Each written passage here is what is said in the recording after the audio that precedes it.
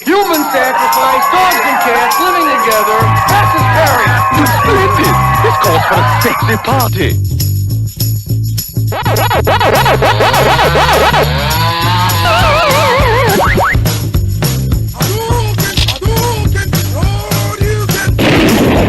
Hail to the king, baby. Fatality.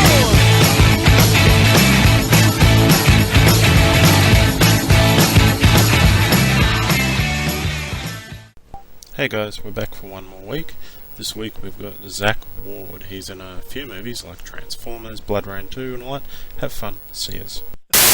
Yeah, LA is filled with, my buddy of mine coined a phrase, and you can use this anywhere you want in the interview. A friend of mine coined the phrase, in Hollywood, whose cock do I have to suck to get my cock sucked? Nice. And like that's the reason that the Titus TV series got canceled is because That was such Titus. What's that? We only caught Titus on pay TV. It was never put on free-to-air TV over here that I know of. What? Yeah, we caught it on... That's crazy. Well, no, it was good in a sense because we got like 4 episodes a day. And Titus always struck me as one of those shows where I don't care if it's a repeat, I'll actually watch it over and over again. Yeah, some of the episodes are really fucking good. Oh yeah, and I just loved how Christopher did those moments where you'd be inside his head and he'd break the fourth wall talking to the actual audience. Yeah, we called those the neutral space. Yeah, there was just always for some reason I always wanted to see you or someone else crash in through the side door or something, just fighting someone or whatever. The only people who got to be in the neutral space were Stacy Keach and Cynthia. Yeah. They had their own, there was an episode where Titus and I and Dave and Tommy were going off on a bachelor party, and yeah. Cynthia was basically freaking out over what was going to happen. And then there was an episode where Titus, after the drag racing, and the car flipped like 8 times. Was that the one where he was in hospital? Yeah, he was in a coma, and I'm smacking the shit out of him. Whereas Stacy Keach was in the neutral space and talking to the camera. Tommy and I never got a chance to do it. We were supposed to do it the following year, but the following year never came. That was always just, mate, it just amazes me because I've been watching, we'll go into this when I start the interview properly, but I've been Start the interview whenever you want, dude. Yeah, no, that's cool. You'll just hear me do a quick lead in. I'll only be about another 2 minutes. I was watching Deadwood, the TV series. Yeah. And it just fucking amazes me that a show as good as, I mean, I will repeat this in the interview, but it fucking amazes me that something like Titus gets cancelled, Deadwood gets cancelled. I'm thanking God The Shield is, getting its full 7 seasons or whatever. But something like Charmed runs for like fucking 10 years.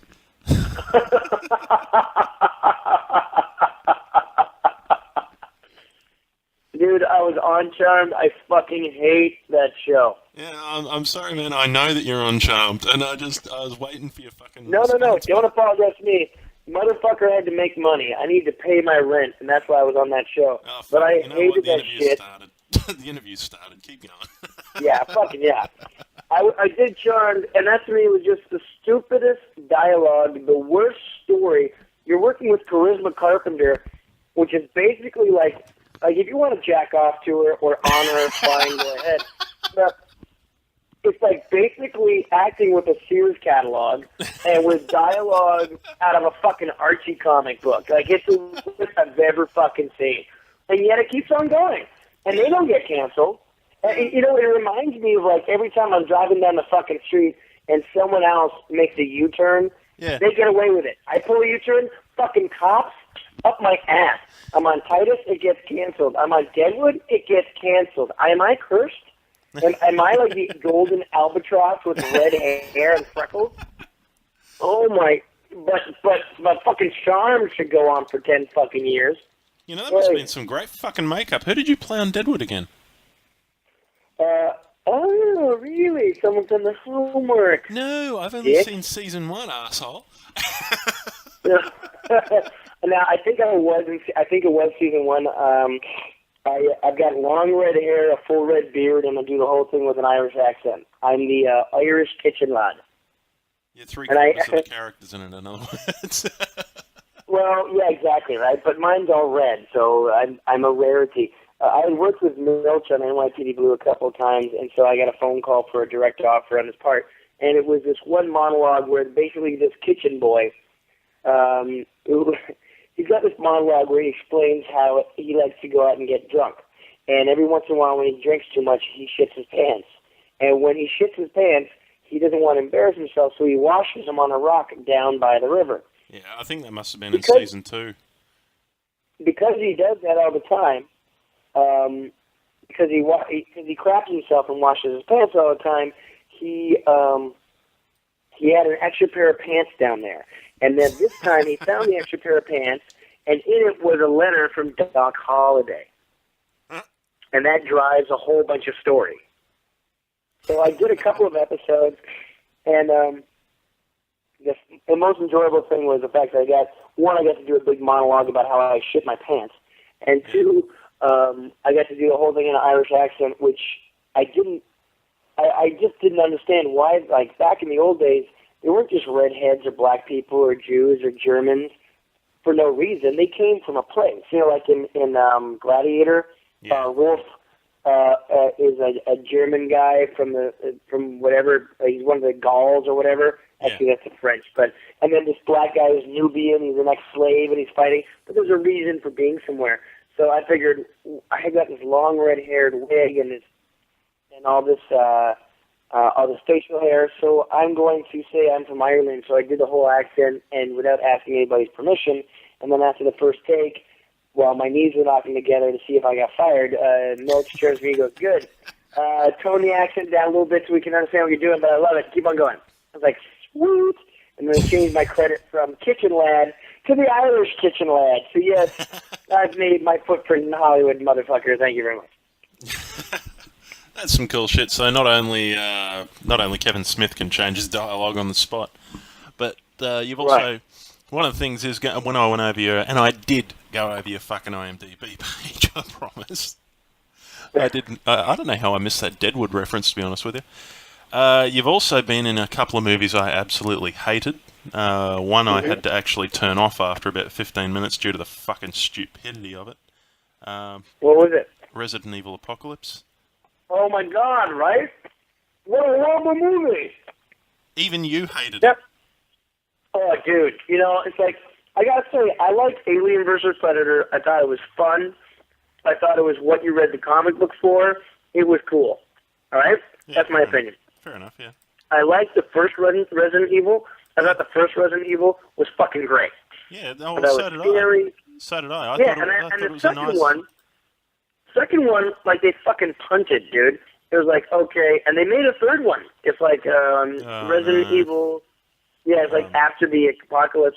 And the thing is, like, the best thing about Resident Evil Apocalypse is I met my producing partner, Ben Moody, on it. Ben Moody created a band called Evanescence. He wrote all the music. Oh, nice he wrote the song. Yeah, that's my producing partner. He's the guy. Hang on. Go back to he's something. He's a 2-time Grammy Award-winning 25-year-old fucking wunderkind with a brain like Beethoven. So Evanescence is a created band, much like fucking Backstreet Boys. No. When I say he created it, Ben Moody's a musical fucking prodigy. He started writing music when he was like 7 years old. He put the band together, hired and fired people, wrote all the music, and then... they created their album, Evanescence. And then the first songs, Wake Me Up Inside and My Immortal, came out on Daredevil. Mm-hmm. And then, right now, My Immortal is still the #1 selling sheet music in the fucking world for like 4 years running. Yeah, that's a good song, actually. I really like that one. Hang on, I'll go back on something there. I like the original CD version. I don't like the fucking version that hit the top 40 with all the rock and roll guitar at the end and everything. That just, yeah. Well, I'll tell him, and I'm sure he'll cry a whirlwind. But yeah, some guy in Australia. Wipe his nose with money. Yeah. Dude, there's a guy in Australia who didn't like the remake. Oh no! Oh no, I lost the one guy in Australia demographic. Holy shit. Yeah, so Ben and I met on Resident Evil Apocalypse, and if you watch the movie, there's a scene where I shoot a zombie in the face who's coming up behind Oded Fair and this other Russian dude, and I shoot him right in the forehead, and that's Ben. And the thing is, like, I love working with Mila. She's very nice. She's crazy. She's gorgeous. She's psychotic, and she's cool. She's also Paul Anderson's wife, isn't she? She's what? She's Paul Anderson's wife, isn't she? Did they get fucking married? I don't know. Fiance, wife, girlfriend, something along those lines. Dude, they were engaged when I was doing the movie, and I ended up living with Mila because fucking production wouldn't put me up anywhere. They fucking lowballed me like a motherfucker because I'm originally from Toronto, so they made me be a local, right? So I wanted the job because I wanted to do a $60 million movie. I was sleeping on my brother's floor, not couch, floor, hardwood floor in a warehouse loft in Toronto during a sticky, gross summer of 2003. Jesus Christ. And these motherfuckers wouldn't pay me per diem. Like, this is for all those people out there in Happy Land who think you do a movie and make millions of dollars. Suck my nuts. I was getting, they said, you either take scale or you go fuck off. Well, I wanted to do a big action film. I'd done a lot of art shit since Titus had been canned, right? Yeah. And the idea was to keep your name out there in top-level projects so that you have value as much as possible. That's the business. Course. Yeah, you got to keep yourself popular. So that means that I got no negotiating ability at that moment. So I take scale. I'm working like 15 days over 8 or 11 fucking weeks. During that entire time, I get no per diem, which means I got to feed myself, house myself, and drive myself back and forth to set. And they won't fly me back and forth from LA, so I got to stay in Toronto the entire time. I don't have a fucking place to live, dude. So I'm sleeping on my brother's floor. Mila finds out, gives me her extra apartment. She has this gorgeous... Isn't it just lovely to have an extra apartment? Dude, the fact that Mila not only gave me her extra apartment I think that's wonderful. In Yorkville, upper class, beautiful area. Then when she moved into a house in Rosedale, she gave me a room.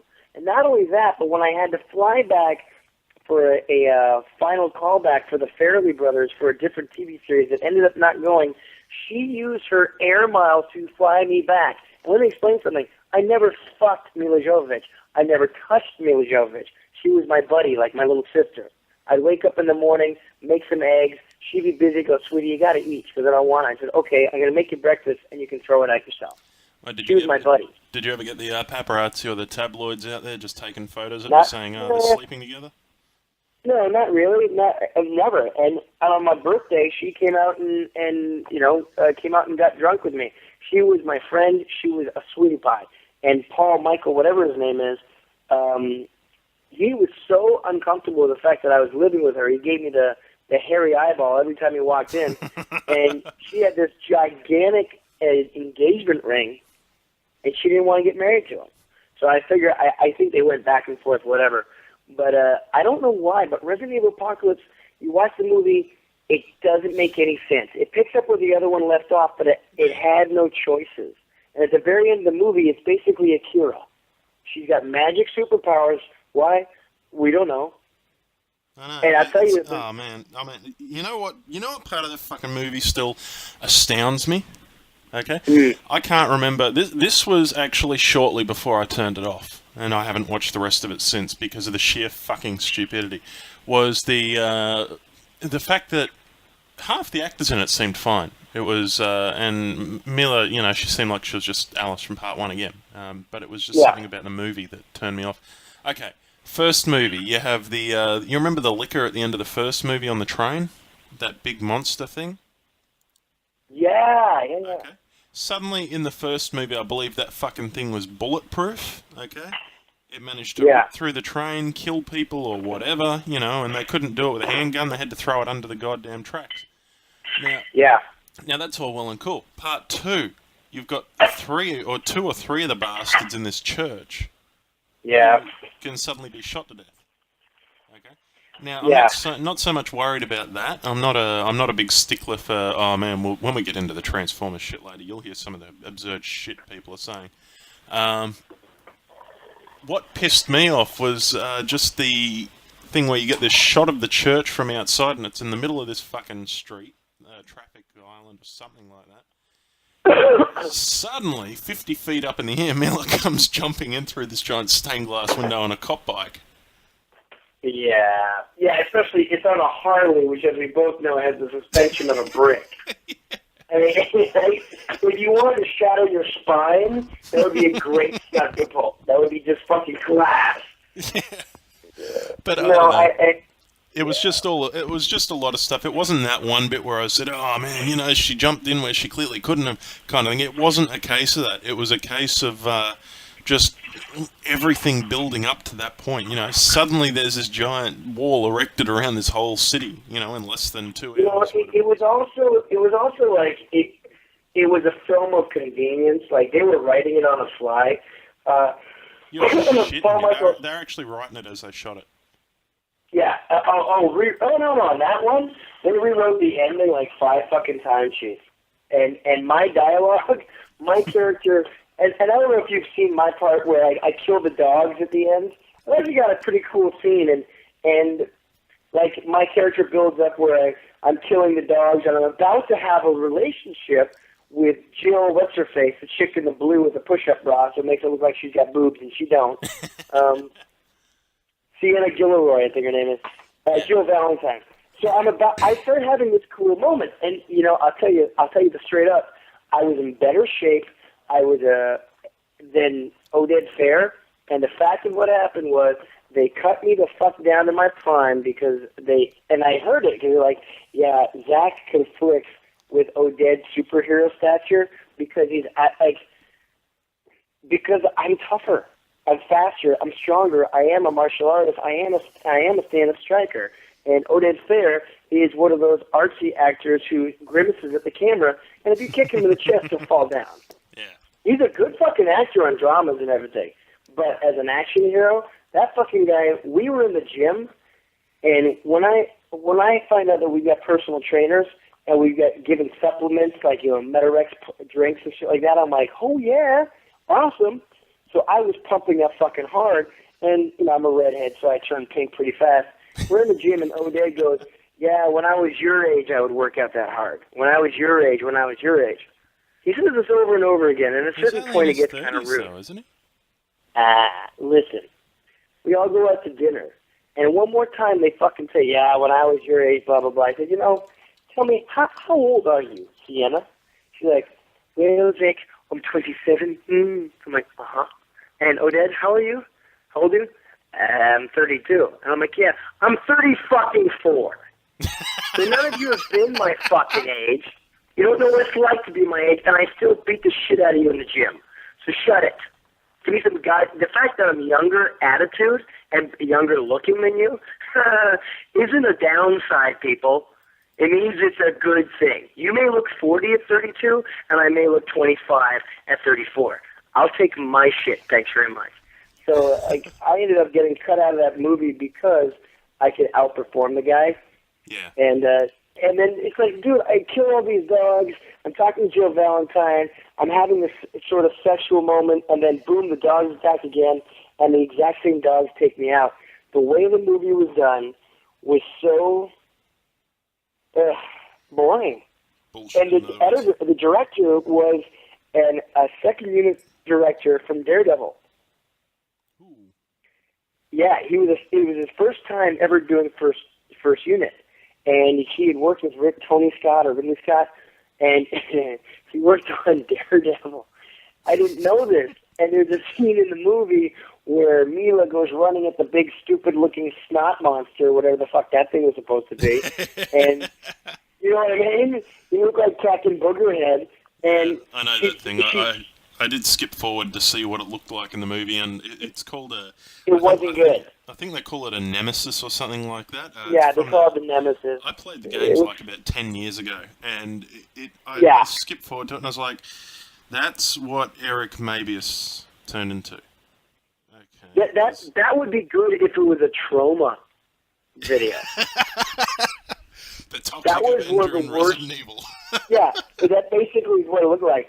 And then But you know she what the does. difference She's is, running man? it. What's that? Toxic Avenger movies are fun. Right. This had no art. It had the one wacky talking black dude who would do. I mean, could you find another fucking stereotype for black people? It's like Jesus. half my family's black, Yeah. and when I watch people do the same shit, like make black people say funny things because that's always entertaining because they're not that well educated, so they don't know how to respond to shit. It's like that's insulting, man. I think Fucking, I like, can't you? That's like George Lucas making the bad guys from outer space be Japanese. Oh, You know what I mean? those fucking In the- insect in the- things, whatever they were. In the Phantom Menace, he's like, "Hello, Emperor, we are doing it for you." And then he's got You that did that stupid. really well, by the way. You sounded exactly like the fucking monster things, whatever they were. Emperor, Darth Vader. It's like, dude, I lived in Japan. Why do we have Japanese dudes in outer space? So, Mila does this front flip over Booger Monster, the nemesis, and as opposed to letting the frame stay still, they rotate the camera 360 degrees on a side angle. God. Well, no. It is what it is, right? And so you kind of like, so you follow Mila's actions, for like her POV, and Booger Monster swings, 360 throughout the frame. And I told the director, I'm like, yeah, that could look really cool. They did that in Daredevil, but it just looked like shit. He's like, yeah, I directed that. And I was like, oh, sweet. So you know the thing is that whole fucking rotation of the camera. I mean, the Matrix movies are to blame pretty much, but it's good when it works. But And it doesn't most of the time. Rarely, yeah. It's like it rarely. Okay, it's like someone saying that a sex scene adds an artistic point to a film. It rarely ever does. It's only there as a novelty. It's like maybe you have it in Monsters Ball, but rarely does sex add anything you need in a film. Yeah, it was Monsters Ball I was a bit divided on. I didn't need to see Billy Bob Thornton naked. I thought she looked good all grunting and sweaty. I was a fan of that. I thought that was a good little motivation to go home and practice making babies. Yeah, definitely. It was a movie that had me scratching my head thinking she won an Oscar for this. It's a real small environment. That's why I don't bother watching the Academy Awards or the Golden Globes are 60 members of the foreign press, and the Oscars are 1,500 members of the Academy who, that's like, something about 60 to 70% of them are between 50 to 80 years old. They all know each other. Oh, fuck yeah, dude. They all know each other, and who would you vote for? Would you vote for a complete strange guy or someone you know? No, that's a very good point. These are probably the same people who insist year after fucking year that Gone with the Wind is the best fucking movie ever made, Right. I'm sorry, but I insist that Jaws is the best fucking movie ever made. I say The Christmas Story is the best fucking movie ever made. Not that you're biased. No, it is like a Shawshank Redemption for young people. Well, I won't go making any comparisons due to the fact that it could go the wrong way. All right, so we both agree Resident Evil Apocalypse was it's like, look how much money it takes to bore me. I was really lucky that day that it came out in the cinema because my mate goes, do you want to go see the latest Resident Evil? And then my boss called me into work and he goes, you have to come in now. And I'm like, but I'm going to see a movie. I'm like, 10 minutes away from going in. He goes, no, I need you right now. And I'm like, fine, fuck you. And I went into work. And I do remember this. And I was actually angry at him. And because I wanted to really see it. And just fate conspired that I never got to actually see it in the cinema after that.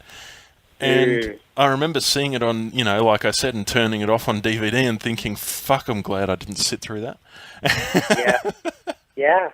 And even the monster and the zombie shit was really badly done. And, like, one of the things I'd love for you to put in your article is, like, there's a company called Drac Studios, and they used to be Captive Audience Productions who did Passions of the Christ. Is that Drag or Drac? Drac, D-R-A-C. Okay, yep.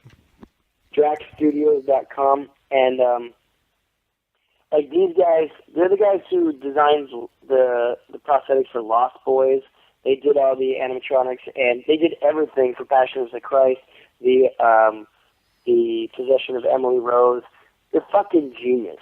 And when you see their design level, and then you see what was going on in Resident Evil Apocalypse, you're like, why would you do that? Like, even, why would you do that? Like, even, what was it, City of the Dead, the latest Romero remake, where they've got, like, a black dude who's leading all the zombies. At least there was a fucking story there. It may have been retarded, but at least there was a story. There was a black zombie is becoming self-aware. Okay, that's new and kind of interesting. It goes against the grain of what zombies are supposed to be, but who knows? Maybe if they're around long enough. They had it in the previous Romero movies, just not to that extent. They had right. If you saw Day of the Dead, you had one in that did as well. But that's neither. Yeah, and then you look at Resident Evil Apocalypse, you're like, okay, so there's all these zombies that can barely move, and yet you're afraid of them. Why? Because you're a superhero now. You've got action. You're like, I don't get it. All right, so and because I don't get any residuals off of it, I'm not fighting for people to buy the DVD. So fuck it. Doesn't make me any money. Yeah, the majorly big problem I have is I can spot people easily who've fucking... I never use the term sold out, but I can spot the people who have are basically, when they're promoting a movie, are bullshitting through their fucking mouths, Johnny Knoxville was a classic example. Now, probably a top guy in real life, I understand that, and he's, contractually obligated to promote Dukes of Hazzard. But he was out here promoting that fucking movie. And he come back to promote Jackass 2. And he was on the same interview show where he was there like 2 years beforehand saying, oh, Dukes of Hazzard's a great film, it was a lot of fun to make, it was this, it was that, And he was on Rove Live, and he said Rove said something like, yeah, I had an incredible headache, I felt like I was having an aneurysm or something like that, and Knoxville goes, what, you watched Dukes of Hazzard? Yeah. And I was like, but, Dad, come on. that's a problem, Dukes of Hazzard was crap, but it's that problem where you go and you make a movie, and like, I don't understand this because the script was just horrible on Dukes of Hazzard anyway, but the idea that, okay, we're going to make a movie, and then you're not in charge of everything else that happens to it. Oh, yeah, of course. And I tell you, as an actor, it's mind-numbing, and I think that's the reason why so many actors end up becoming directors and so forth, is because they get so frustrated doing shit and then having it turn out so bad. Oh, yeah, most definitely. Now, this will lead into the next thing I want to talk about, Uwe Boll. Uwe Boll. Talking about bad, yes, Uwe Boll. Well, I found the guy a lot of fun to talk to. I mean, I was very upfront. I was very upfront with him, and I told him that I think his movies are shit in general. Nice. Well, I gotta watch. There are certain things. I gotta keep working. I gotta keep on working and paying the bills and paying off the ex-wives and trying to get out from underneath the awesome oppression of divorce lawyers' bills. But the fact of the matter is, it is what it is. You guys are gonna fucking see stuff. And I'm not going to tell you that shit is gold if it's not. Okay, and so sorry. Good. Keep going. There are certain things that I've done that I'm very, very proud of. And I will defy you, and I will say, no, this is fucking good work. That is a beautiful fucking moment. That moment is perfect. And there's other stuff I've done that I've gone like, you know what? I punted. I fucked up. I had a bad day. I wasn't paying attention. Oh, the editor fucked up my sequence. I had a reaction shot there. This other actor fucked up my... It is a process. It is an organic process. There's more than one thing going on. No one is a fucking auteur. Even Hitchcock, who said he had Final Cut, didn't. They only use that as an advertising campaign. it's not an auteur process. So there's a lot of people involved, and if I can take credit for doing something really fucking good, motherfucker, I will. But I work with a lot of talented people, and sometimes I work with a lot of stupid fucking people who have enough money to get the job. You've been on NCIS recently, about 2 years ago. No, that was like a year and a half ago. And that's actually, I really do like that show. I really like Mark Harmon on it. No, that guy, they're very nice people on that show. They're very cool. They're very relaxed. They know their jobs. They're one of those, it's like the NCIS and Crossing Jordan. They're really easy groups of people to work with. Crossing Jordan's kind of taken a different move. I know Jill Hennessy back from Toronto when I was a kid. And I almost dated her, yeah. Except I was a bicycle courier, and I took off my boots, and my feet smelled so bad, she asked me to put them back on, and I got too shy. Bad. Yeah, and it was right at that moment when you're about to make a move on a girl, like, she was leaning with her back against my chest. I was on the floor, and she was playing guitar, and I was sitting there with my legs on the ground, and she was leaning against me, and I was sort of playing with her hair, and I was about to kiss her neck, and I was building up the courage, and she's like, Zach, yes, could you put your boots back on? So there you go, people. Even people as cool as Zack Ward fuck up. I put my boots on, and I was like, I have smelly feet, and I need to go. And I could not do it. I gotta go back on my bicycle and leave now. Oh man, that is gold. That really is fucking gold. I'm such a dork. Dude, so tell me, okay, I want your fucking impressions on Postal and Bloodrayne 2. Bloodrayne 2 is Postal, we've got the feeling that Uwe Boll's going to get lynched. Yeah, I disagree, man. I think, I'm only joking. No, I mean, I look at it, I go, content-wise, there's only a couple of comments in the entire thing that I look at and go, it's not funny, it's just tacky. And there's a problem with German people, is their cultural sense of humor is not like ours. And especially when it translates, it goes from like, I don't know, maybe in German, it's a really funny joke. But when it translates, it's basically like, yeah, you eat poop and I saw it in your mouth. Ha ha ha ha. That's it. Like, and you're left standing looking at him going, are you a retard? What the fuck did you just say? Yeah, well, that's the bit where you have the Osama bin Laden clips where he's going, I am Osama bin Laden and I am an alcoholic. And I'm looking at it and I'm That's funny. That's funny because Osama bin Laden is actually a Muslim and they're not allowed to touch alcohol. So fuck him, that's funny. No. I was just watching it and I'm going, oh, okay. And then it didn't strike me as retarded or any shit like that, but no. The next one, the second one, actually amused me. I can't remember exactly what it was, but the second one amused me a bit more. I think I just totally skipped over the fact that they're not allowed to fucking drink alcohol. But the second one actually had me, sort of smirking a little bit. I won't say laughing out loud funny, but... No, and that's a weird thing. Like, Uwe has got a sense of humor, but when it comes to editing and shooting it, like, I did Titus for 3 years. There is a fucking art form to doing comedy. Oh, yeah. And you can do a single camera style comedy, and you can do 4-camera comedy. But the reality is, once it comes down to the editor, if that fucker ain't funny, everything you shot is a waste of time. Yeah, of course. And that's where the actor's process, you kind of put your hands in the air and go, well, I hope this doesn't suck. I hope this doesn't suck, because we did a good job, and I hope this doesn't suck. I'm trying to remember who it is, but someone once said that you can have all the money you want, you can have all the special effects you want, and you can have a big fucking company putting in as many effects as they want at such a difficult rate, but there is nothing harder than getting the exact timing right on comedy. Yeah, and if you don't got it, you ain't got it. Yeah. And I'll tell you, honestly, that's what I'm waiting to see. Like, I'm waiting to see the final cut of Postal to see if it's as funny as the moments that we shot. It might not be. And that's going to be one of those things that's going to be like, I told Uwe, I was like, Uwe, I love you. I really like Uwe Boll. He's a good guy. He's a good friend. Yeah, I enjoy working with him. But I told him, I said, look, if Postal is not funny, I'm going to punch you in the face, publicly. Well, because I'll put this to you. Dude, I'm known as a good character actor who cares about what he does and has respect for the craft. Yeah. I'm a good fucking actor. I've been doing it for 27 fucking years. I don't joke. I haven't wasted my time. I don't waste the audience's time. Yeah. Exactly. Yes. All right? Now, Uwe Boll is known as a shitty fucking director who does shitty fucking movies with crappy fucking actors. And usually these fucking actors are paid a lot of money because they're already big fucking names. Like, look at Bloodrayne and all the shitty actors in that. Okay? And they get paid a lot of cash because they're already big fucking names. And I am not a big name.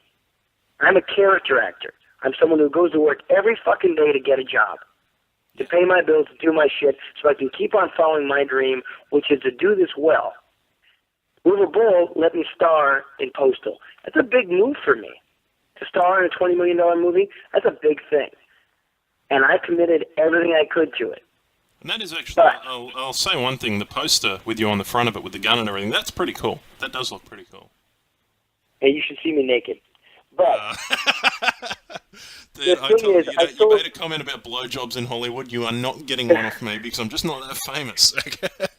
Not yet. But it's like, that's why I told Uwe, I said, I haven't seen the final cut, but here are my notes about what we need to do, and if I don't like it, I'll punch you in the face in public. And he's like, yeah, okay, this is good.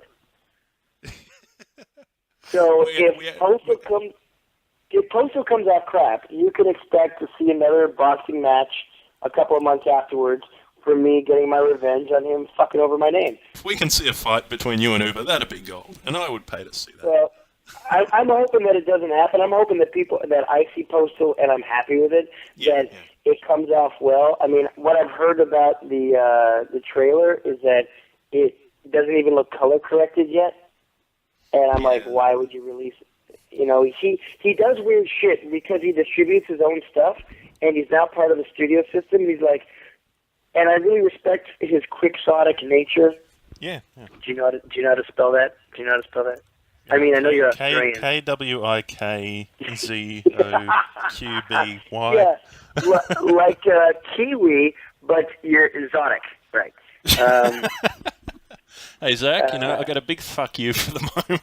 Look, I know you at least live in Australia. All you inbred illiterate convicts can go kiss my ass.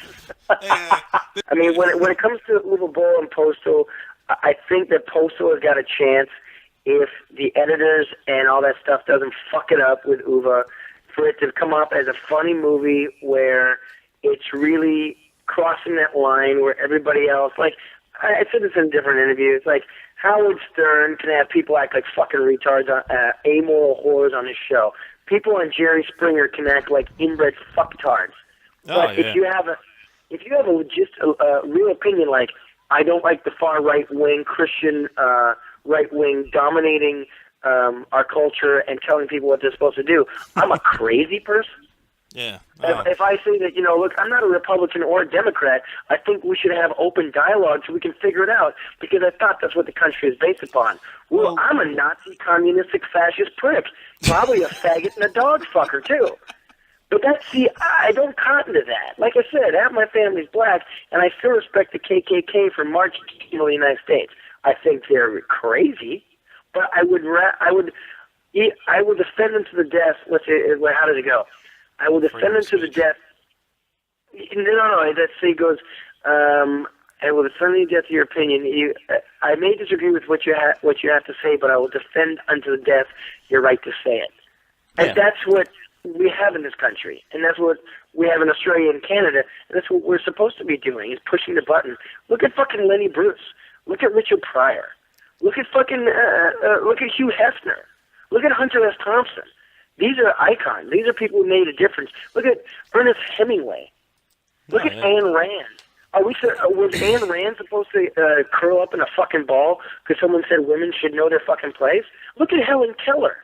Helen Keller not only was the crazy girl who couldn't speak or talk or all that shit, she was also one of the major leading proponents of the suffragette movement.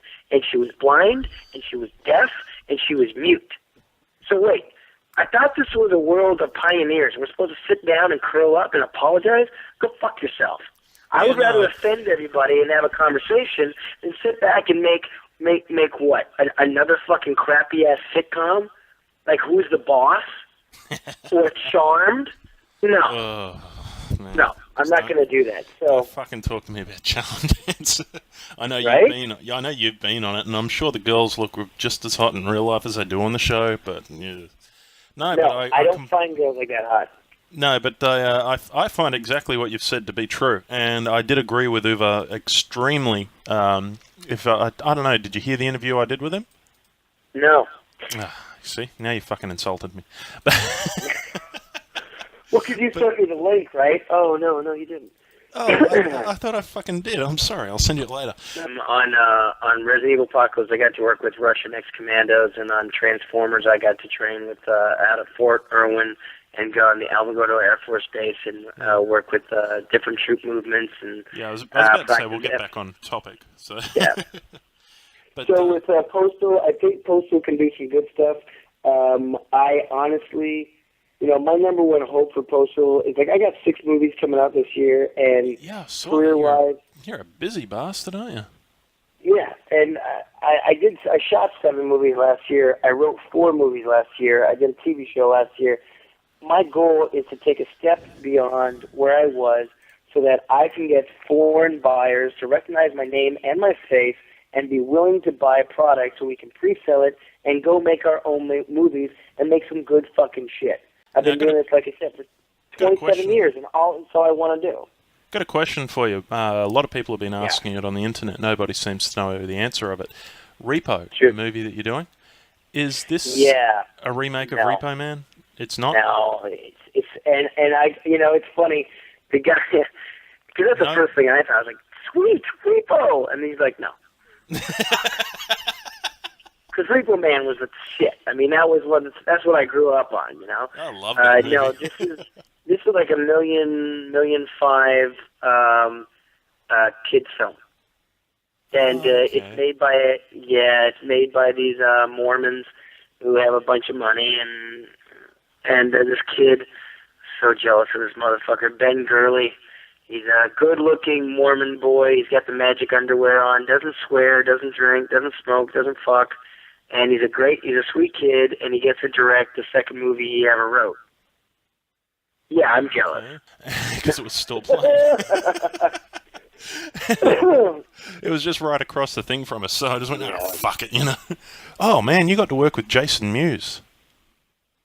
Yeah, Jason Mewes is funny as hell, though. Oh, man, I just finished watching all the extras in the Clerks 2 DVD. And he's off the heroin. He's clean. He's a very nice guy. Smokes like a chimney, like most ex-junkies do. Yeah, he was saying on the Clerks 2 DVD something like 3 or 3.5 years now. Yeah, he's a really nice guy. He's a funny fucking guy. He's got good, and he'll be the first one to tell you that he's not an actor. Did Kevin Smith ever drop by?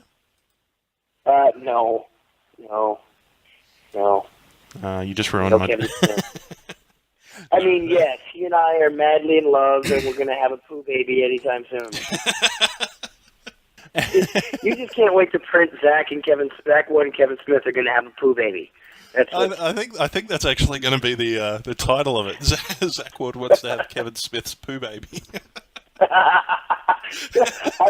But no, with getting into, are we allowed to talk Transformers? Do you want to talk Bloodrayne 2, though? Okay, let's talk Bloodrayne 2 first. My favorite quote about it was off of Merrick by Ain't It Cool News, when he's like, yeah, here's a movie that doesn't need a sequel.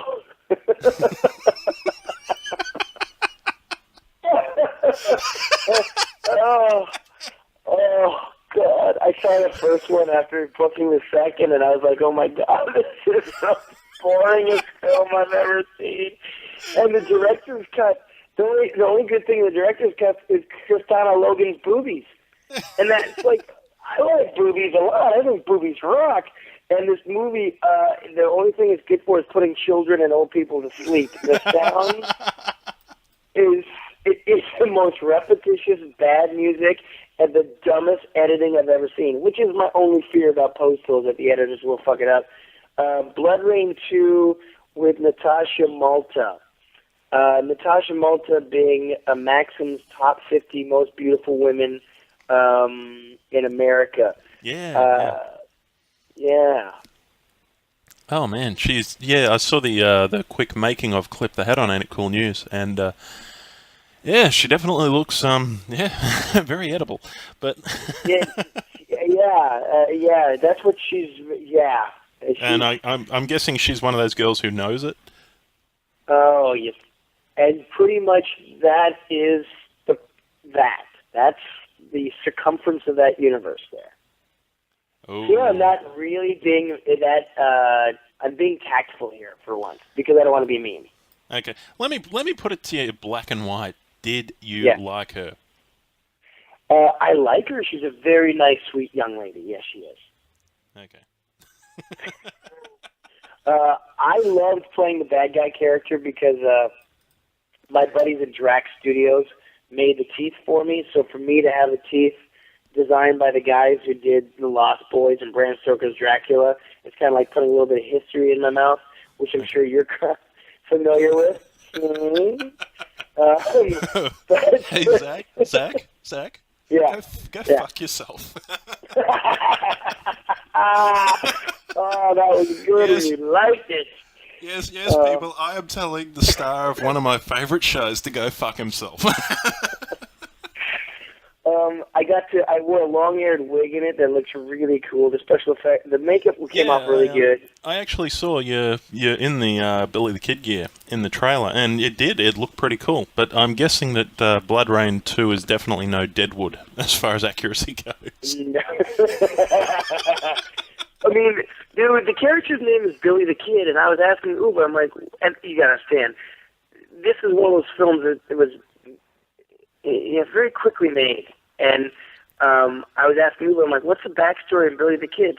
Johnny is Billy, he's a kid, he's Billy the Kid. I'm like, okay. Like, where is he, what kind of accent does he, where's he from, what kind of accent does he have, where is he from? He's from Transylvania, where all vampires are from. Okay. How old is he? 357 years old. 357, like the garden, yeah, from Transylvania. So I'm like, I stole Gary Oldman's accent from Bram Stoker's Dracula. I used the skin makeup from Interview with a Vampire with a light veining. Came off really good. I got a company here in Los Angeles to give me bright green contact lenses, like Underworld, but green as opposed to blue. I got the teeth done by Drax Studios. I stole Kurt Russell's wardrobe from Tombstone. Ooh. And then I figured out what kind of knives I wanted to use. I defined the physical fighting style around the background that we had sort of amalgamated. And that, to me, someone who's 350 years old, he used to fight with a sword, he used armor, much more swinging, brutal, savage moves. But as opposed to needing to defend himself, he's immortal, so he doesn't really give a shit. So it's not the same way I would fight as a person, because I'm a stand-up striker doing Jeet Kune Do and shit like that. If I didn't care about getting cut, I could just stand there and take it and then beat the fuck out of you. So I sort of defined him around there, and I got to rewrite a lot of the dialogue. And I've got one line that I'm really, really happy with. After I kicked the shit out of Rain at one point, after I kicked the shit out of Rain at one point, I turned to the townspeople. I'm like, is this a shepherd to your little flock? Is she the one who's filled your something hearts? I can't remember someday. It's filled your apathetic hearts with hope, and I'm like, good. Could despair taste sweeter when torn from the cradle of faith? That's a good fucking line. That is a good line. That's just amazing me that came out of a Bowl film.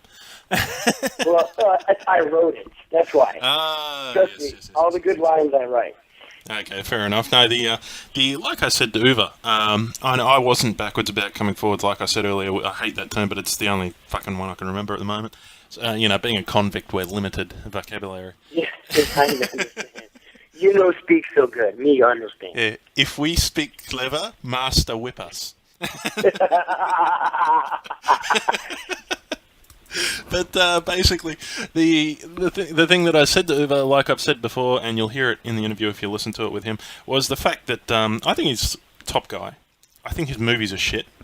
I will see Bloodrayne 2, and I will see, Dungeon Siege and Postal. Right. Because like I've said to Uwe, and like I believe every film should generally get, you have to see a film before you judge it. Right. I think if you're going, unless it's Resident Evil 3. Right. But I think generally you should, I can name plenty of directors who've had great movies and shit movies. I've gone into a movie thinking, well, they directed this, so this movie must be good, For instance, I loved Event Horizon. But then we have stuff like, basically name any one of his other movies. Apocalypse, for instance, and I'm going, what the fuck is this? Street Fighter? A disillusion. Didn't he also do Street Fighter as well back in the day? No, was that him? Yeah, I think that was his first video game to movie. I don't know. That was the Van Damme one. Yep. Street Fighter. Jürgen. I was about. That was Steve D'Souza. Unless Anderson worked on it as well. You're on IMDb right now, aren't you? Oh, mate, I've always got that fucking up in front of me just for a reference point. Your pictures, mate, we just sit down to them and, get the old Astroglide out and... The other reason I did Bloodrayne 2, though, is because... This is turning into the dirtiest, sickest fucking interview I've ever done, Good. I wanted to pop your cherry. But Bloodrayne 2, playing a vampire is, you're given free reign to be seductive. And usually, I'm not pussy whipped, but in our society, being a man, you're not supposed to be like, hello, bitches, which one of you do I fuck in the ass this evening? Hello. You sort of have to curtail your normal drive, and as a vampire, especially with the contact lenses in, when people are making eye contact with you and they're a little freaked out, you have this power, and you're able to just be demonstrative and evil, and it's accepted, and people treated me very differently than they did when I was out of makeup. Yeah. And it was a big departure for me. And last year, I played a lot of different. Every part I played was very different from the other, and I really enjoyed doing that part. And for Uwe, the one thing I really respect about Uwe is he does what he says he's going to do to the best of his ability, and which isn't always that good, but at least he does it. And also, he's willing to give people a chance. He gave me a chance on Postal. Yeah. He's mentioned. He gave me a chance. Go ahead. He's mentioned things like, for instance, he said that he doesn't go for the giant A-grade actors. He goes for actors he likes. Now, whether that's a good thing or a bad thing is up to the individual, but I think that's pretty cool because he keeps mentioning Jason Statham, and he's got Burt Reynolds in one of his movies. I still can't picture Burt Reynolds as a big medieval king, but I guess the movie's going to have to prove that. Once you see Dungeon Siege, you and I will have a conversation about it because I've seen it, and I'll let you draw your own conclusions from it because I don't want to give anything away. Once we wrap this up, I'm going to talk to you. Okay. But no. Seriously though, so Bloodrayne 2. I mean, obviously we can't go asking you about Billy the Kid's demise because that's a case of go and see the movie and find out. Right. But for the people who don't want to see the movie.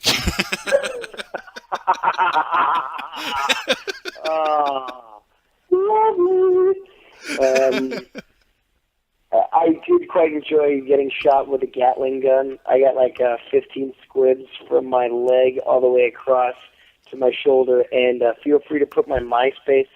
I'm on MySpace and myspace.com/Zack Ward MySpace.